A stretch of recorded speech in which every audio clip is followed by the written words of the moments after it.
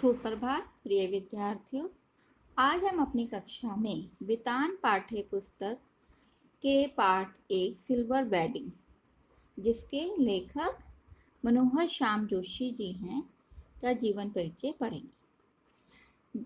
बच्चों, silver wedding शिक्षक से ही हमें ज्ञात होता है कि इसका अर्थ क्या है कि जब विवाह के 25 वर्ष पूरे हो जाते हैं तो उस वर्ष जो हम वर्षगांठ मनाते हैं उसको इंग्लिश में बोलते हैं सिल्वर वेडिंग। यानी कि कहने का तात्पर्य यह है कि 25th एनिवर्सरी को हम इंग्लिश में सिल्वर वेडिंग बोलते हैं। ठीक है, तो चलिए पहले हम मनोहर श्याम जोशी के जीवन परिचय पर प्रकाश डालते हैं।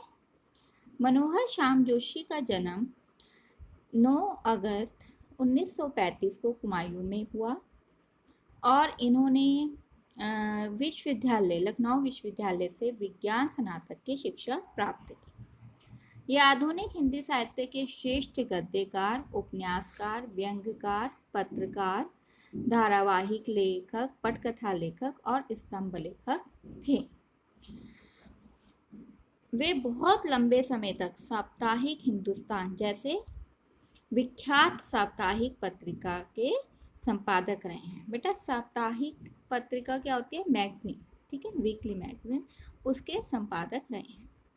इससे भी ज़्यादा जो उनकी ख्याति है वो ये है कि उन्होंने, ख्याति का मतलब होता है बच्चों प्रसिद्धि, जो उनकी प्रसिद्धि है वो ये है कि उन्होंने दूरदर्शन के लिए, टीवी के लिए बहुत सारे धारावाहिकों की कहानियाँ लिखी हैं।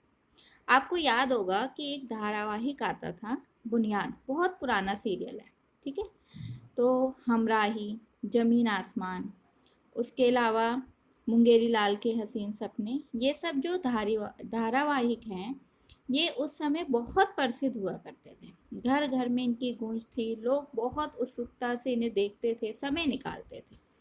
तो इन सब सीरियल्स के, इन सब धारावाहिकों के जो लेखक हैं वो कौन है? हमारी इस कहानी के कहानीकार मनोहर श्याम जोशी थे। इनकी प्रसिद्ध कहानियाँ जो हैं वो ये हैं कुरु कुरु स्वाहा, कसब, हमजाद, कयापाती। इसके अलावा कहानीकार जो मनोहर श्याम जोशी सिनेमा और दूसरे अन्य माध्यमों के लिए भी पटकथा लेखन का काम किया था। इन्होंने, उनकी कुछ फिल्में बहुत ही विख्यात हुई, जैसे कि अप्पू राजा और पापा कहते हैं, अपूर्वा, हे राम, भ्रष्टाचार। तो ये सब जो है इन्होंने कहानियाँ लिखी, वो फिल्में लिखी जो कि बहुत ज़्यादा प्रचलन में थी उस समय।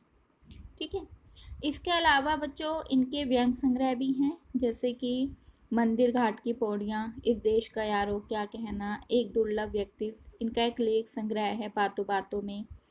इसके अतिरिक्त संस्मरण संग्रह भी लिखे हैं इन्होंने, लखनऊ मेरा लखनऊ, पश्चिमी जर्मनी पर एक उठती नजर। इन्हें क्याप इनकी कहानी थी, जिसके लिए 2005 में इन्हें साहित्य अकादमी पुरस्कार से सम्मानित किया गया। और हिंदी साहित्य में विशिष्ट प्रतिष्ठा बनाए रखने वाले इस कहानीकार मनोहर श्याम जोशी का निधन सन 2006 में दिल्ली में हुआ। तो बच्चों, ये पढ़ा हमने हमारे कहानीकार मनोहर श्याम जोशी के जीवन के बारे में एक हल्की सी रूपरेखा।